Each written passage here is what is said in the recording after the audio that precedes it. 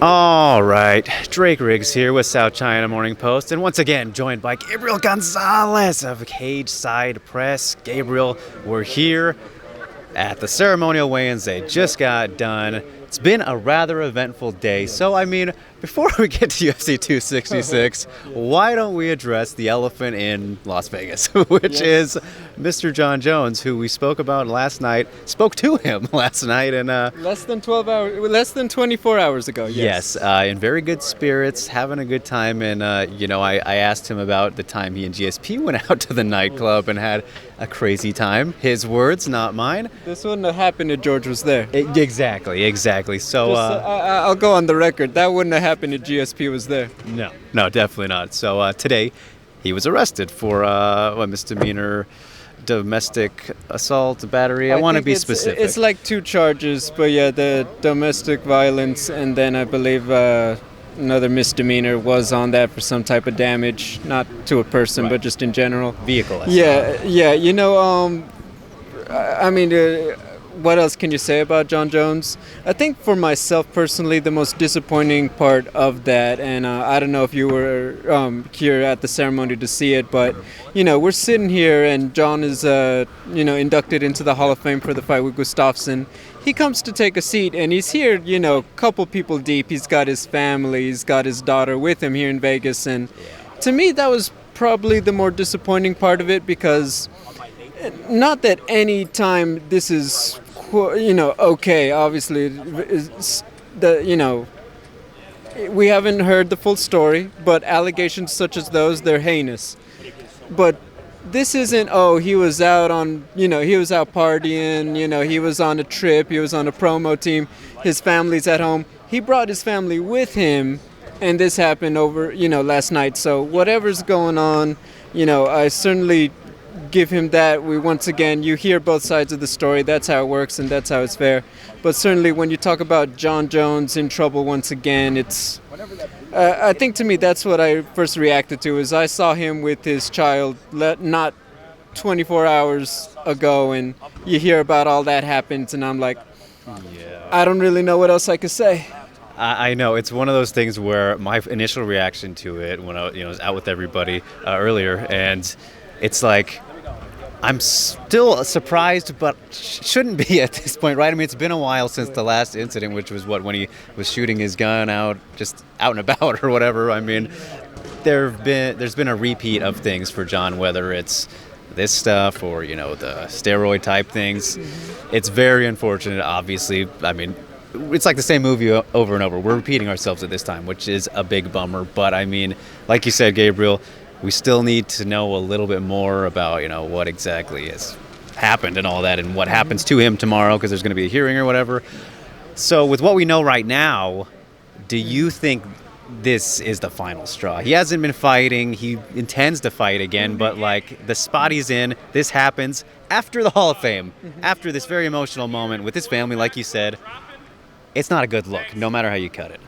Yeah, to me, I truly believe that the UFC is actually going to just maintain the status quo. And we discussed it yesterday, so I'm not going to get into it. But they've proven if he's here and he's fighting, great. If he's not, they've already shown they have a a plan in place to move on with Ngannou, Gane, Miocic. So once again, they would love to have him. But I think that when you talk about Jon Jones in the big picture, they've long since prepared for the possibility of him not being, active for any reason. Yeah, definitely fair to say that. So let's talk about happier things, Gabriel. Get that out of the way. UFC 266, just less than 24 hours away now. That is very exciting.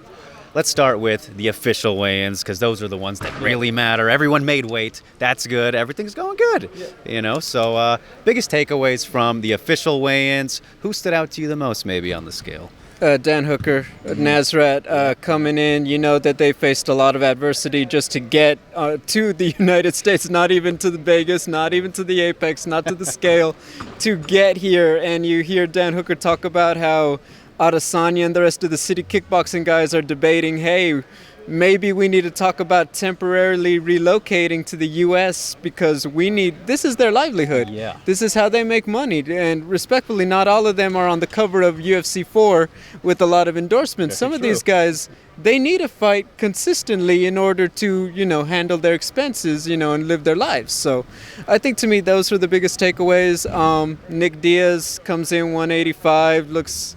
look, he wasn't necessarily blowing up, but I think even you could tell we've seen Robbie at 185, and he was about the leanest middleweight you're going to see out there. So I think that's just pretty much it, is Nick and Robbie, and then, of course, Dan and Nasrat. Yeah, and the thing about Dan and Nasrat was underweight, too. Yeah. Like, professionals, these men, cutting weight while they're flying. Insane. Dan told us this morning before he even weighed in, because we spoke to him before weigh-ins. I don't know if that's ever happened before a pre-weigh-in interview, but he said, 7:30 last night is when he got here? Goodness gracious, insanity. Those are the easy big takeaways from official weigh-ins. That's gangster right there. Oh, there. yeah, big time. And for me, Lauren Murphy always stands out just because, a big flyweight. But she made it just fine. Also a true professional. So, all good. No missed weight. Love to see it. And then the ceremonials just now, where we have the face-offs, all that fun stuff. It's pretty much, just face-offs is what we're doing here, and telling everyone the weight if they didn't know already. Yeah. What stood out here, Gabriel? Got some good pops. Roxy had a big one. That's great to see, of course, hometown here. But what was the biggest takeaway from the ceremonials just now? From ceremonials, Murphy and Shevchenko. Lauren Murphy is not afraid of Valentina. Valentina sees her target, and we know she doesn't miss when she's at flyweight. So I think that was my biggest takeaways. Nothing really to add with Nick and Robbie. If anything, the more I'm watching Alex and Brian, the more I am just the bragging rights going to either of these guys. That's all I could say is, more than tough, more than all that, they have reached that point where it's like, if you don't take that dub, you can't say anything on Sunday no matter how good you fight. That is where they've reached, in my opinion. Yeah, I agree with that for sure. You can see Volkanovski is just amped up about this fight. So, Gabriel, with that in mind, let's get some picks since it is fight night tomorrow. All right. Main event. Who is coming home with that featherweight title? Is it going back to Australia or is it going to California? You're talking a 19-fight win streak, and I think that a lot of this pre-fight talk, I think the way that the Max Holloway fights unfolded is taken away from just how good Volkanovski is, and I think that that's really it. I think that the best Volkanovski at the end of the day, with the new striking and the jiu-jitsu he's always had, the best Volkanovski still beats the best Ortega. Ooh, all right, I like it. And it's funny because I still kind of feel the same way about this fight as I have the entire time, even though I do... It's the same, because how I feel is Volkanovski continually proves to me that he's a guy you shouldn't overlook. But I keep doing it because he's just so well-rounded. Whenever there's a specialist, somebody like an Ortega's jiu-jitsu is so lethal. It stands out more than being able to do everything, right? So I continually overlook him, and I'm at the point now where obviously we shouldn't do that anymore, right?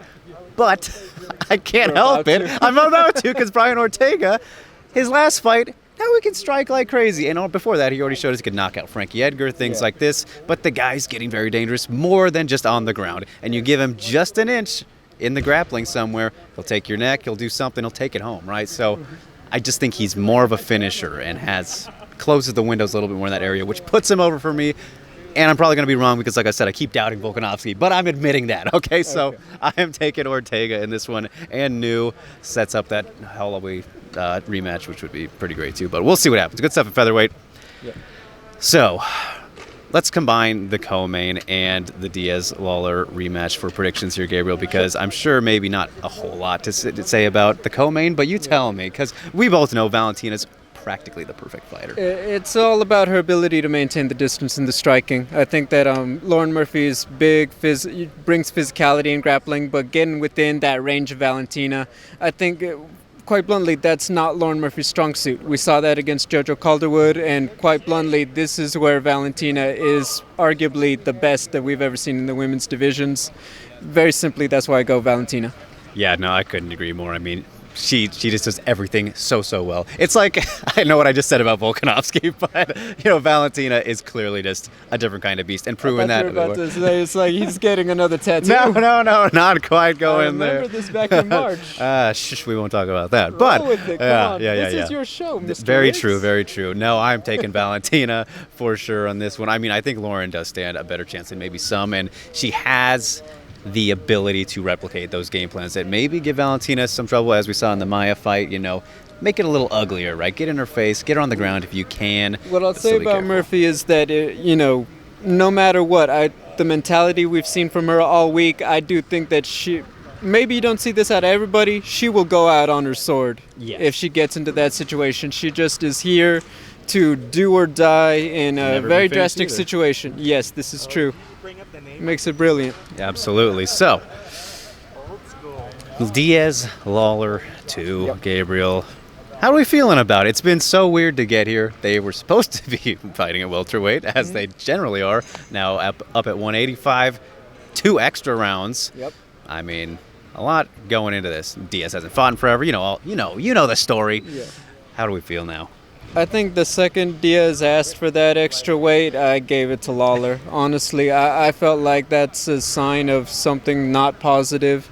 And look, he doesn't want to, he doesn't have to. Maybe he's throwing a bit of that promotional muscle around. But for me, when I was going into it, I am worried about the injuries on Robbie, the milds. Can he still whip with some kicks? Because I think that's part of what you really need to really dominate a Diaz brother. Great wrestling or very multifaceted striking attack. Because if you're trying to box with them, it doesn't really end well. The fact that we're pulling all these shenanigans late in the game says to me that Nick may not be at that level he needs to defeat a Robbie who's been more consistent competing. Yeah, very true. And that's pretty much what it comes down to for me, is like Diaz has not fought in 6 years. He hasn't won in 10 years now, right? Since October 2011 against BJ Penn, if I'm remembering the math correctly there, but it was BJ Penn. And then Robbie, yes, he's on a 4-fight skid, 1 in 5 in his last 6. Been fighting more frequently, though, and the thing for me is, like, no matter what Nick Diaz shows up here, there's just no way in my mind that he will be better than the last time we saw him. He'll either be the same or worse. So with that in mind, I think Robbie is still good enough to hang with that Nick Diaz. Therefore, Lawler for me, I think it's either going to be, unfortunately, a little bit of a boring 5-round slog with, them kind of being a little bit patient, taking their shots. I think this is a matchup and a fight that gets Robbie a little bit more maybe excited than taking on the Covingtons who are going to grind him out and stuff like that. But I think it'll either go down that way, which will end with a Lawler decision, as similar to the Silva one, if I'm going to be. That's how I feel about it. Or, who knows, maybe he'll find the chin at some point. Diaz having not fought in so long, I don't know. We'll see. But I also am taking Lawler, so we'll leave it there. Gabriel, last thing we can add, I always love to give shine to the rest of the guys on the card, because this is a very good card. So, sleeper pick for fight of the night. I always love to get those. Which fight stands out to you the most outside of the ones we just talked to? Jalen Turner, Uros Medic. Jalen, I don't think people realize just how big he is for the lightweight division. And then Uros, undefeated. Jalen did not bring Melanie the Tarantula, thank goodness. So, but yeah, I like Jalen Turner and Medic. Yeah, I think that is a good one to go with as well. For me, it was Menofior versus MBS, Mayra Bueno Silva, but that one's off now, and I'm so upset about it. That was going to be absolute fireworks, but apparently they're rescheduling it, so look forward to that. But yeah, I'm going to steal your pick on that one. A lot of good fights here, and a lot of good fighters. I never say no to watching Jessica Andrade. I always say she just fights with that gangster, and she's one of my favorite strawweights. Sorry, both of them. Yes, she's been there. Sorry, I confused myself. But yeah, one of my favorite fighters to watch in the female divisions. Absolutely fun every time. Oh yes, can't go wrong with Bate Estaca. But okay, Gabriel, I think that was plenty. There was so much going on this International Fight Week. This is what you get. So we will wrap it up there, you guys. UFC 266 going down tomorrow. Don't miss it. Plenty of great fights. Drake Riggs, SCMP, Gabriel Gonzalez, Cageside Press. Follow us, you know the drill. Like, subscribe, yada, yada, yada. Until next time, you guys.